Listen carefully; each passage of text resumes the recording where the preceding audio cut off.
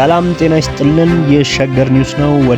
ወደ ማለዳ ወደ ተሰሙት አጫጭር ዜናዎች አመራለሁ። በቅድሚያ የሰለሞን ተካልኝ የህይወት ህልፈት ዛሬ በጠዋት የተሰማ ሲሆን ሌላው ደግሞ ጉዳይ የህወሓት አመራር የሰጡት መግለጫ ነው።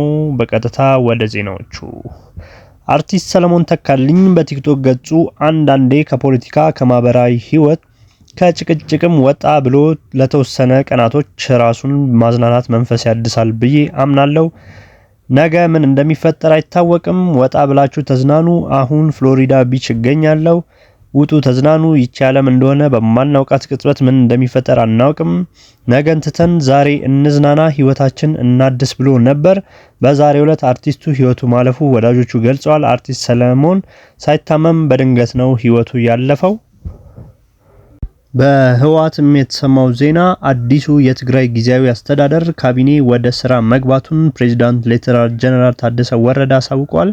የአንዱን ህገወጥ ቡድን ፍላጎት ብቻ በማዳመጥ ሌሎችን ያገለለ አቃፊ ያልሆነ ካቢኔ ማቋቋም ተቀባይነት የለውም ሲሉ አቶ ጌታቸው ረዳ የሚመሩትን የህወሓት ኃይል ተቃውመዋል። አዲሱ ካቢኔ በአስቸኳይ እንዲስተካከል ጠይቋል። በይፋ ባሰራጩት መግለጫ በባለፈው ጊዜያት አስተዳደር ላይ ወታደራዊ መፈንቅለ ስልጣን ተካሂዷል የሚል አገላለጽ ተጠቅሟል። በትግራይ ወታደራዊ መፈንቅለ መንግስት በማካሄድ ስልጣን ከተያዘ 40 ቀናት ተቆጥሯል ያለው ይህም የህወሓት ኃይል የአቶ ጌታቸው አስተዳደር ህገወጥ ተግባር ተጋግሎ ወደ ተባባሰ ግጭት እንዳያመራ ስልጣን ጭምር ለሰላም ሲል አሳልፎ ሰጥቷል በማለት ገልጿል።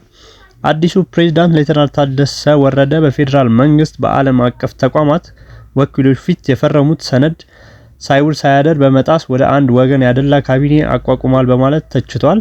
በተግባር ያልተደገፈ ነው ሲል ገልጿል። አሸናፊና ተሸናፊ የለም የሚል ተደጋጋሚ ንግግሮች አብጠልጥለውታል። የተጀመረው ለውጥ የሚያስቀጥል እንጂ ወደ ኋላ የሚመልስ አካሄድ ተቀባይነት እንደሌለው ገልጸው የተቋቋመው ካቢኔ በአስቸኳይ እንዲስተካከልና አቃፊ እንዲሆን ጥሪ አቅርበዋል።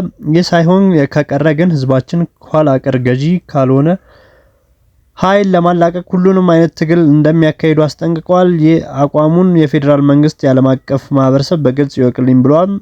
የአዲስ ጊዜያዊ አስተዳደር ፕሬዝዳንት ሌተናል ጀነራል ታደሰ ወረደ አዲሱ ካቢኔያቸው ወደ ስራ መግባቱ ይፋ ባደረጉበት ወቅት ለቀድሞ ፕሬዝዳንት አቶ ጌታቸው ረዳ በኃላፊነት ለሌሉ ሌሎች የካቢኔ አባላት ምስጋናና እውቅናን ለመስጠት ያለመ ስነ ስርዓት ይካሄዳል ብለው ነበር። የነበረን ዜና ይህን ይመስላል። ሰብስክራይብ ማድረግ ያረሳ። እውነተኛና ትክክለኛ ለማግኘት ትክክለኛው ቦታ ነው። እናመሰግናለን።